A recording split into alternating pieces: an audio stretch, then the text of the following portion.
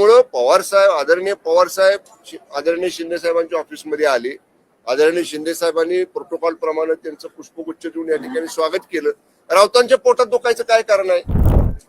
त्यांना विचारतं कोण मान्य असायला नसायला. राऊतांना काय असं वाटतंय सगळ्यांनी मला विचारून करावं. नॉन कॉग्निजिबल झालेले ते एनसी पोलीस स्टेशनला जशी एखादी एनसी नोंदवतात की त्या तक्रारीत नॉन कॉग्निजिबल असतं, तसं आता राऊतांचं नॉन कॉग्निजिबल अपीअरन्स झालेला आहे. कशासाठी पवार साहेबांनी त्यांना विचारायचं मी विधान भवनला गेल्यावर कोणाकडे जाऊ नको? कोण लागून गेले राऊत एवढे मोठे? त्यामुळं आदरणीय पवार साहेब आदरणीय शिंदे साहेबांच्या ऑफिसमध्ये आले.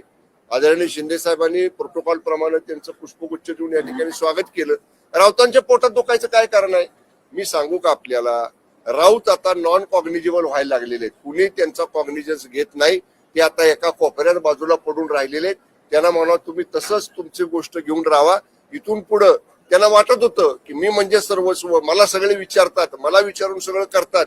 राज्याचं राजकारण, देशाचं राजकारण माझ्या 9च्या भोंग्यावरनं ठरतं सकाळी. बिलकुल काय नाही, तुम्हाला कुणी विचारत नाही, तुम्हाला अडगळीत टाकलेलं आहे, हेच यावरनं सिद्ध होतं.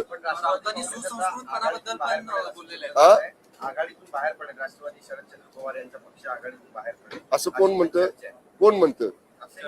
चर्चा असेल ठीक आहे ना, अजून चर्चेला काय, अजून जेव्हा तशी काही कृती होईल समोर तेव्हा आपण त्याच्यावरती बोलू.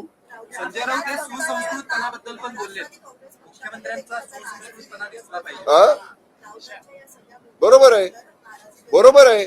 मला सांगा हो, पवार साहेबांच्या सारखा राष्ट्रीय नेते, एवढे मोठे नेते, काल महाराष्ट्र कर्नाटक सीमा प्रश्नावरच्या अत्यंत महत्वाच्या बैठकीला आदरणीय पवार साहेब आले होते.